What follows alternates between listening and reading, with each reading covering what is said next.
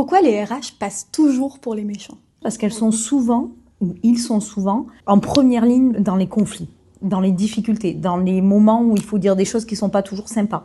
En plus de ça, les RH ne savent pas trop se vendre. C'est-à-dire qu'elles ne mettent pas en avant en permanence, c'est pas des marketeuses, quoi. Elles ne mettent pas en avant en permanence ce qu'elles font de bien. Par contre, ce qu'elles font qui doit être fait, mais qui n'est pas forcément fun, ça se voit très vite. Et souvent, c'est un peu aussi le bouclier, la RH.